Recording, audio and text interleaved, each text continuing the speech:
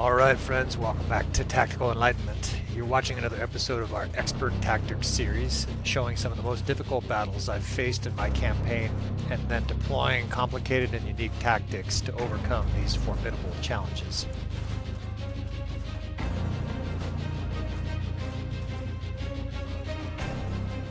Okay friends, welcome back to another episode of Tactical Enlightenment. This YouTube channel is dedicated to showing you huge fucking battles, as well as helping you accelerate your game skill through the use of field command and advanced tactics. We have two different castles that are under siege in our very late game campaign. At this stage, there are literally more enemy kingdoms that are at war with us than there are targets for them. I have, I think, 3 cities left and either 3 castles left or 4 castles left. And so we are permanently under assault. I took a little side mission to retake a castle in the south there, Ataconia Castle. I had almost no time to do so. Almost as soon as I was done sieging, these 2 castles here in the north lit up on fire. So I've called a bunch of reinforcements back in. A lot of times when I take little segues away from our kingdom to retake castles, I will leave a lot of my lords back at home. And of course they do a lot of good. One of the things they'll do is they will intercept enemy armies coming in, but they will also attack enemy armies that are raiding, right? When they're raiding your villages, if you have a bunch of good armies, you can see I've called in, looks like 8 or 9 armies. If you have a bunch of good armies that tend to be cav heavy, and a lot of times I make these guys, I give them extra cavalry. They do an excellent job of protecting your homeland from raids. Nevertheless, we're not facing a raid here. This is no brigands attacking, a village. This is it looks like multiple different kingdoms attacking this castle. I see lots of Valandia, but I also see other colors kind of mixed in. For those who don't know, I'm purposefully, intentionally at war with 8 other kingdoms in my campaign. They offer me peace all the time. My other vassals within our kingdom request, hey, we should be at peace with these guys. We're fighting too many enemies, right?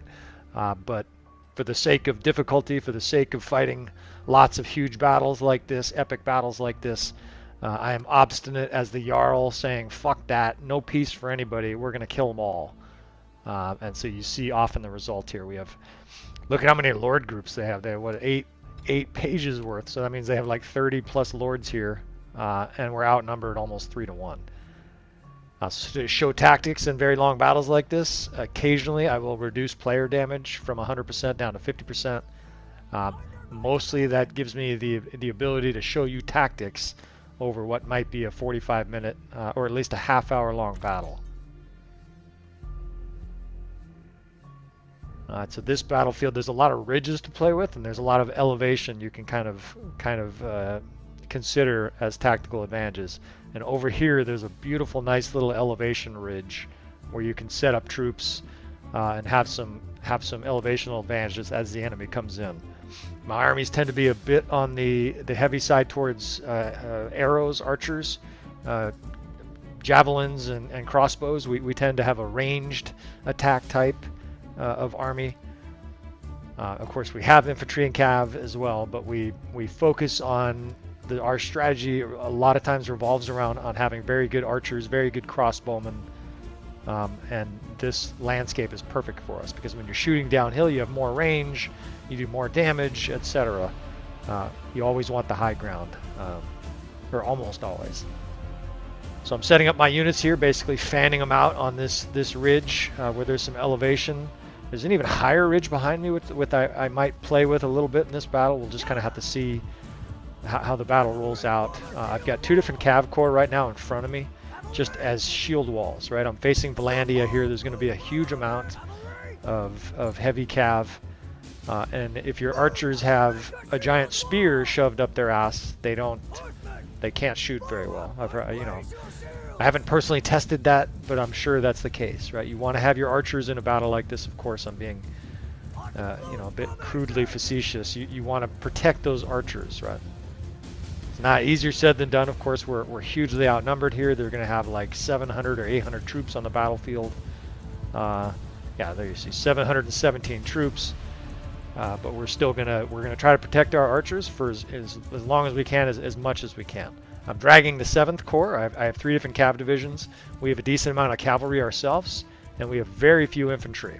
So I will be using those cav divisions kind of the same way that you might use your infantry in a lot of battles, right? In this battle, the way the system gives you troops at the beginning is basically assigns you the highest tiered troops, and since a lot of cav are noble units, if you've ever wondered why you get lots of cav in battles like this and not a lot of infantry, that's because the game is trying to give you the highest level of troops possible, which means lots of Battanian Fiend champs, lots of other elite archers. As we mow through there, these are sort of their skirmishing cav here, but it's also going to give you, of course, lots of heavy cav. Oh, that was a noble. She just died, by the way. I have a mod that if there's a dismemberment of a noble, that also means that they died in combat. You're not injured in that case, right? So at this stage, all we're trying to do, you can see a lot of the cav is kind of hemmed up on our 2 cav walls out there. We're trying to clean up the guys that got through, right? You can see the death spam. Our archers are doing amazing work on the guys that got through. You know, they're spearing the occasional archer. That was a night-on-night death there. But right now, those 2 cav lines are really confounding their cavalry. And their infantry and archers are kind of sitting a little bit out of the battle. I can see them way off there in the distance, but they're not close enough to have the impact they need. God, I've killed like 10 lords myself at the beginning of this battle. That's always good strategy, right? If you can. Obviously, it's easier said than done. My character's very high level. You know, I've played the game a lot, so it's a little easier for me. But when you start playing and you start getting more confident with your character, moving them around on the battle or her around on the battlefield better, you can attack and kill lords better. So the next strategy I have in this battle is effectively to try to fuck with their archers, right? We don't want their archers the same way they're sort of trying to fuck with ours. We're both sort of trying to do the same thing here. I want to try to fuck with their archers. I mean, look how many Battanian Fiend champs they have. So you know what's going on here. This must be a combination of Valandia and Battanian forces. It's a very interesting mix of their army. It's a potent mix too, though, because that means they have excellent cav, but they also have outstanding elite archers, crossbowmen, and also tough infantry, right? Battania has pretty tough infantry. So how do you fuck with archers in this case? Well, I'm still dragging my 7th horse archers, and they're essentially sort of sacrificial distraction agencies. They're getting pummeled. The enemy's getting shot to pieces with arrows, right? You can see the arrows whistling in there. Well, I don't want them shooting at us at the same rate that we're shooting at them. I want them sort of scrambling around, trying to avoid getting skewered by our 7th Corps here. And so we're going to continue to sort of drag this small batch of guys. It's like 25 guys. We're basically going to try to bring them in here and intimidate their archers into movement. Because if they're moving, they're not shooting. Right? You have to be very careful how you approach this. If you just fly in right into the middle of their troops, you know, you're dead for sure. They will cut you to pieces with not just ammunition. Yeah, I took a shot to the face there. Not just arrows, but of course you'll start getting wailed on by guys with pole arms, and it'll go badly for you. Right now, this is going beautifully, except that little wall that makes my horse rear up. The enemy at this stage is sort of, their archers are sort of having a panic attack. They're sort of running back and forth, and while that's happening, our archers up on the hill are raining death into them. At this stage, they're actually reforming kind of further away. It seems like they were taking a beating, and so the AI is changing strategies here, and so we're also going to have to fall back. Right now, we are outside of our archer support, and that's a critical thing, right? The enemy, in this case, they're still sort of running, so I'm gonna send in one more little charge here before we try to get out of here. Kind of one for the road there. A little fuck you to Valandia and Battania from us.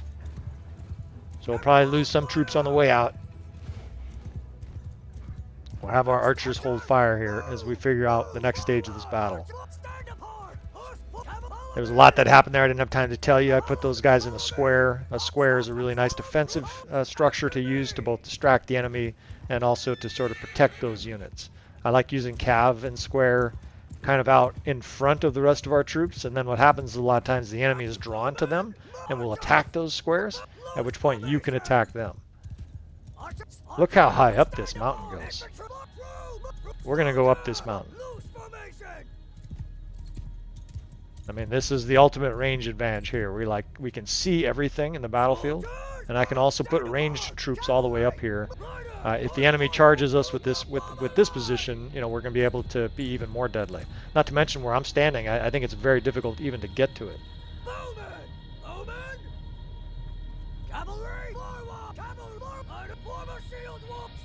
I'm keeping my cav in defensive lines sort of right at the base of this mountain, right? They're not going to really be able to charge us with heavy cav without getting through our guys.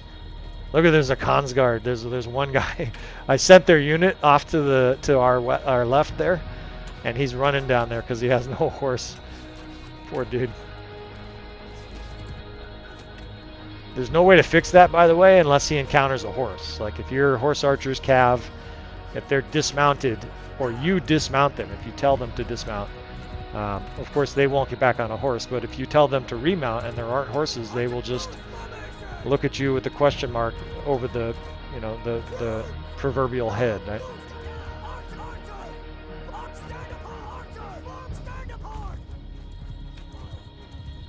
So the enemy seems content just to fire arrows at whatever range this is, 250 units. Not very effective, and it's also rather boring for battle. So we're probably going to do something just to stir this battle along.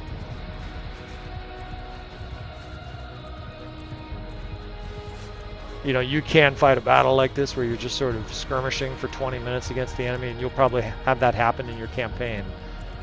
But especially since I'm likely to make a recording out of this battle, I don't want to just waste your time, waste my time, make everybody just close out of their browser. I'd rather go watch paint dry. So we'll make some adjustments here if the enemy doesn't do anything soon.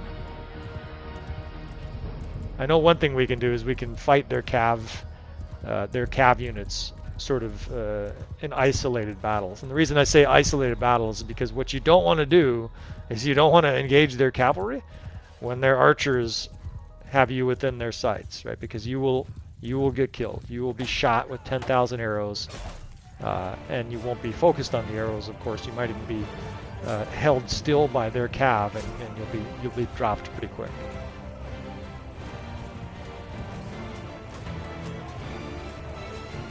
So I'd like to get one of my other cav units in here and help kind of attack with these guys, but I'd also like to drag them close to my archers and open fire.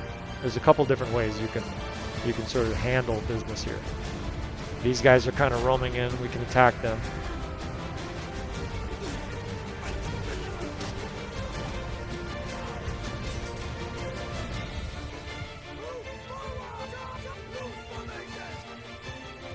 We've got a small amount of horse archers here. Sometimes the enemy won't take any action as long as it has horse archers that can sort of harass you. It'll just sit back and wait until you kill every single last one of them. Then, once they're all dead, then the enemy's like, oh, okay, shit, we got to do something now.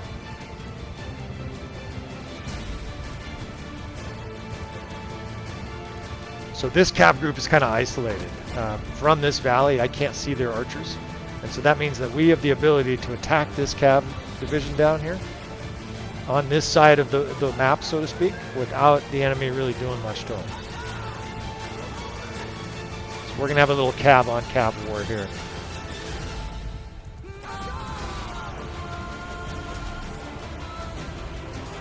Oftentimes people say Bannerlord battles come down to cavalry versus cavalry. You know, whoever sort of wins that cavalry war wins the battle.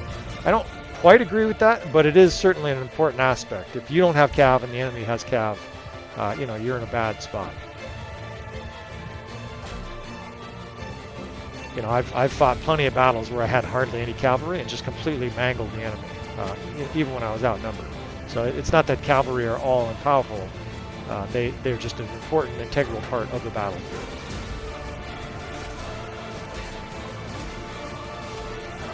Yeah, you see, we're skirmishing here, and quite frankly, we're smoking these guys because I also have high-level cav, and a lot of their high-level cav died in their first wave. Had their heads cut off like that guy. But this is, no matter what, this is good, right? If we're killing 7 guys for every 2 of ours, or 10 or whatever, those are the kind of trades we need in this chess game. This is not a chess match where we can afford to trade a rook for a rook, right? We are heavily outnumbered, almost 3 to 1. We have to be doing efficient killing. or else we're not going to win. Now the enemy's also firing. I'm not quite certain why they're firing at this little mound right here. They might be firing at my third cav. One of the things you can actually do is you can have a skirmish battle like this where you're shooting at the enemy and the enemy's shooting at you, but there's two major things you can do to improve your success. The first thing you can do is you can use your cav as screens, right? I can either run them out in front like this, when they're, when they're in shield wall, or you can place them kind of like that where they're in defensive and the enemy's sort of shooting at them, but most of the arrows are either hitting a shield or the dirt. And then the second thing you can do is you can actually bring archers down and have them collect those arrows on the ground, right? The arrows stay on the ground until, there's a huge amount, and then some of them start to sort of disappear. The game can only handle so much shit being on the ground. But your archers will readily pick up arrows on the ground. It has to be the right type. If you have all crossbowmen and their arrows, they won't pick up any of them, etc. But in this case, there's a lot of little blue arrows, the blue highlighter on the ground. And I'm going to have my guys pick them up. So I'm using my archers and manually sort of positioning them right where the arrows are hitting. And of course they're going to absorb some arrows, but now we can attack. Now that these guys are there, as soon as they fan out into position, now I can have these guys attack. I'm also dismounting my 8th Corps because they won't pick up arrows while they're on a horse. So I've got those guys also doing air squats, so to speak, picking up our arrows, and I have them on fire now too. So they're going to start shooting. We don't have a huge elevational advantage on the enemy. It looks like we have a small elevational ridge on them, so there's not much benefit to that. But look at all the darts and arrows that are just banging off our cavalry while our archers just unleash hell. Now something I'm also cognizant, okay, here they come. Something I'm also cognizant in a battle like this is my reinforcements are not going to come out where I want them to. They're not going to come out, in a perfect world, they'd come out like right at the base of this mountain. They're not going to. Your reinforcements come out roughly where you started the battle. And if you don't remember why I started the battle, it's basically to our right here. It's maybe 150 yards, right? So when reinforcements do start to come, right, when we start to suffer significant losses, of course in huge battles like this, you're always going to have reinforcement waves to win, right? We can't beat 4,100 something troops with our 300 guys. But when reinforcements start to come, I need to sort of coordinate my efforts between where the reinforcements are coming in and my remaining forces that are still alive. So again, we're sort of skirmishing with our cav through their infantry because I'm trying to buy time for my archers to get up on the hill. Right now they're up on the hill, they're opening fire, they're killing people left and right, and the enemy infantry is separated from the rest of their troops. So what are we going to do, right? We're going to isolate and destroy, divide and conquer. These fucks here, they get a spear up their ass, right? Charge! In our cav goes, right? They're being shot from above. Our infantry can be sent in. Our infantry is greatly dwindled at this stage. We never had that many to begin with. But between the cav that's attacking them now from behind and the arrows raining in and this small pocket of infantry, a lot of those guys are my elite 6th and 8th Corps, we can really clean up on this vanguard. Again, they don't really have archer support. I haven't been hit by an arrow in a long time. The screen's all green, right? The enemy, even though they're high level, these are sergeants and whatnot, they are getting destroyed.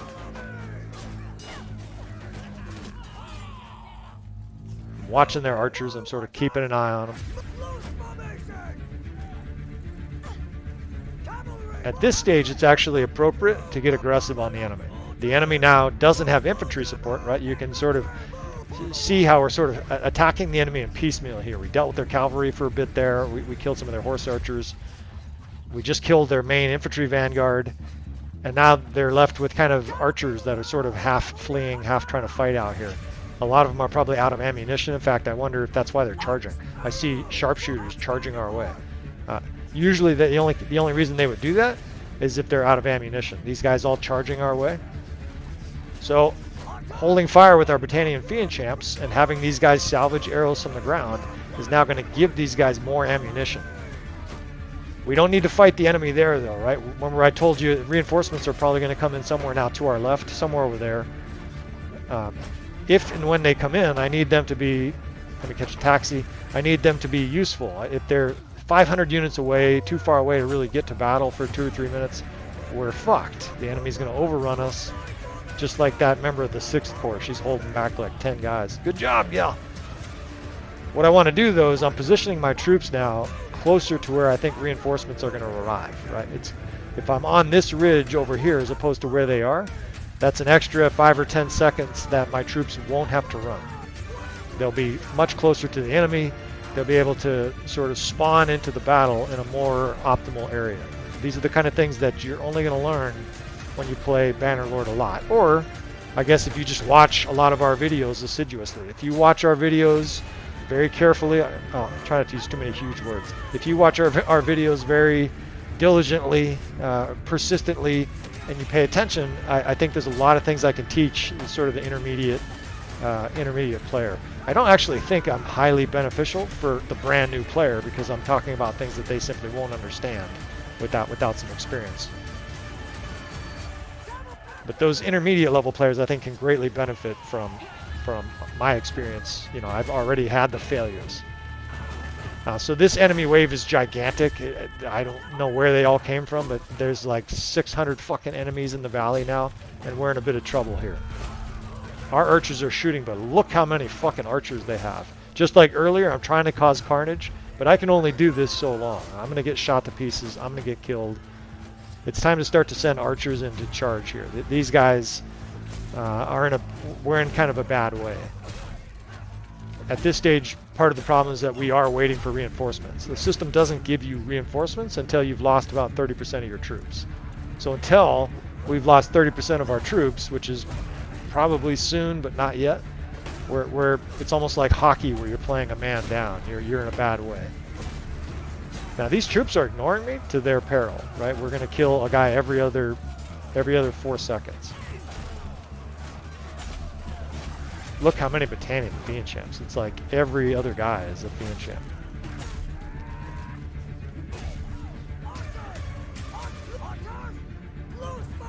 Okay, so reinforcements coming in. I've got a big archer tranche, but here's the problem. I got archers up on the ridge that are part of this 5th Corps, and I've got these guys that are part of the 5th Corps.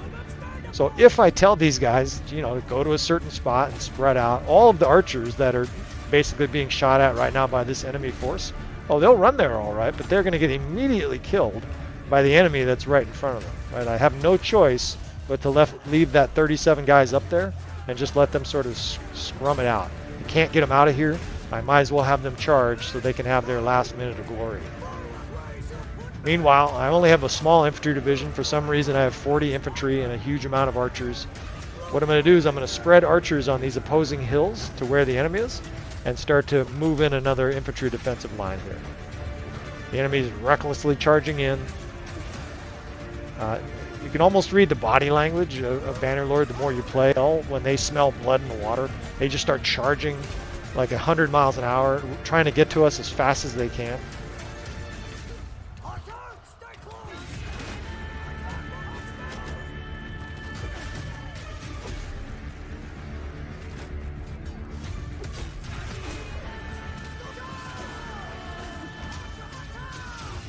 Eventually, at some point here, I'll probably join my men on foot, but right now it's more advantageous to stay on a horse.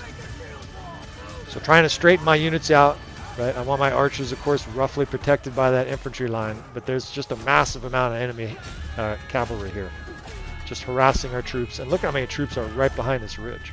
We just killed a huge number of troops, and they have this massive amount just sitting here, you know, instant respawning huge armies. I've had battles like this before on this map where it felt like the enemy was never-ending, relentless, and that's kind of how this feels right now. We'll see if it devolves into the same messy scrum. We're getting some kills, though. I see our archers racking up some kills. See, these reinforcements, they're just suboptimally placed, right? They're way down in this valley, so they have an elevational disadvantage as soon as they're sort of born into the game. And they're ways away, right? While my other troops are up there dying by the dozen. I see red, you know, across the screen. These guys are like jogging to the battlefield. Do a little bit more distracting here myself. Those valiant last 30 guys are fighting it out there. They're getting massacred, but at least they're taking some guys with them. At this stage, one big advantage we start to have is quality of troops. because we're still on our very first wave of reinforcements, we still have some pretty elite troops. The enemy's down to their, third or fourth wave of troops, maybe fifth even. They have middle tier troops, right? So we have Battanian wildlings and other elite troops, elite Manabliatons. These guys are now going to work against Valandian. You can see it, Valandian Gallant, Valandian Light Cav. Most of these troops they're facing are decent, but not great.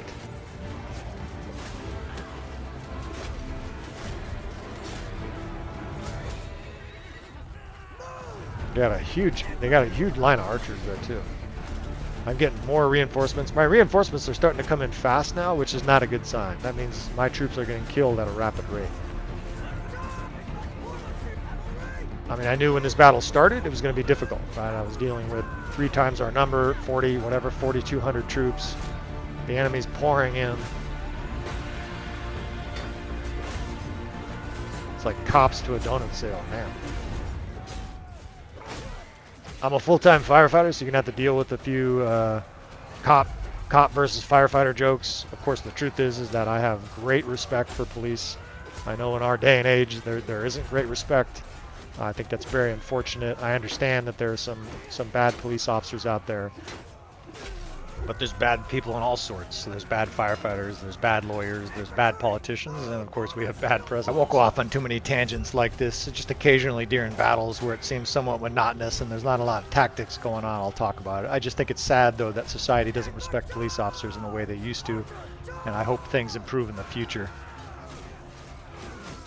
So at this stage of the battle, what we're basically trying to do is integrate our reinforcements in a logical, successful manner, right? We've got reinforcements kind of coming in from behind me. I've got a small tranche of forces that are left still back on that defensive area we were previously at, where we sort of started the battle defending.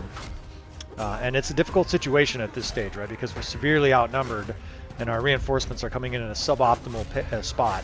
Now, on top of that, our forces are somewhat divided, right? That's exactly what we're trying to do with the enemy. We're trying to divide their forces and destroy them.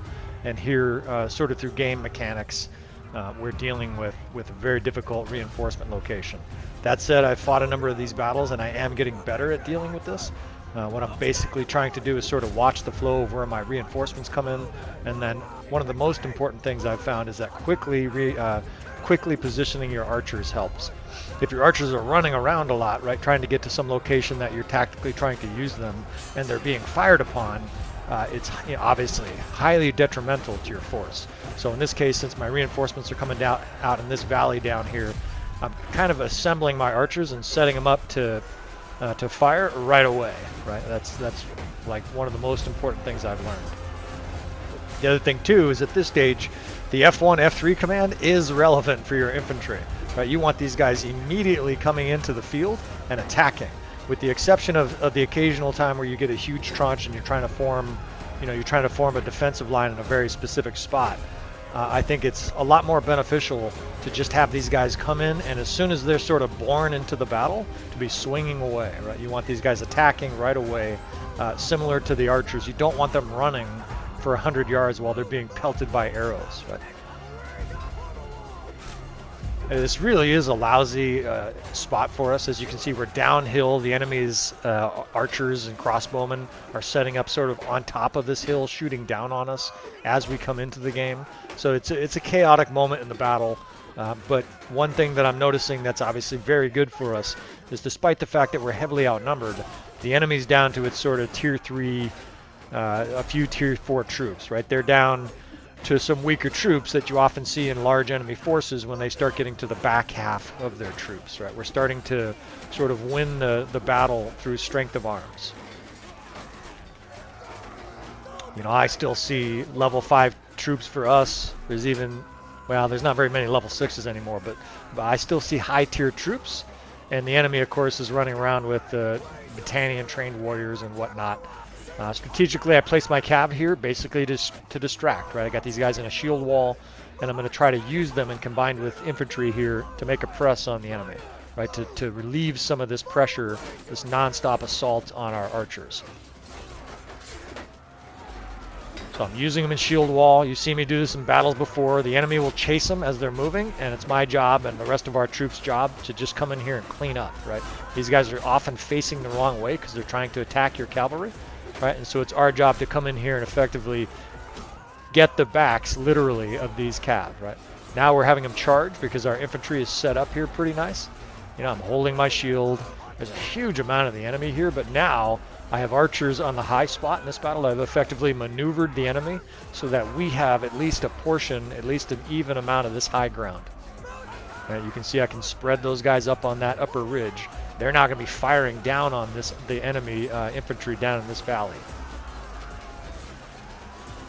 I've got a decent tranche of infantry, and another major advantage for this tranche right now is that they're not facing all of the artillery of the enemy. They have this ridge that the enemy has to come over, so it's like, almost like a miniature peekaboo ridge tactic.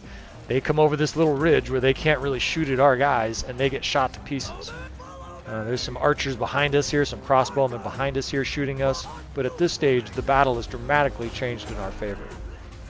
Not only do we have better troops, but we're starting to take the high ground, and our infantry has excellent positioning. I'm just going to clear out some of these troops from behind me here, and then we'll reassess. Yeah, look at our troops are pouring up here, and the enemies, some of the enemies routing. Infantry's pouring in on them, they're routing. This battle, it's either over or very close to over. Look at our position. We've got, these are master archers and other high-ranked archers are raining down death on them.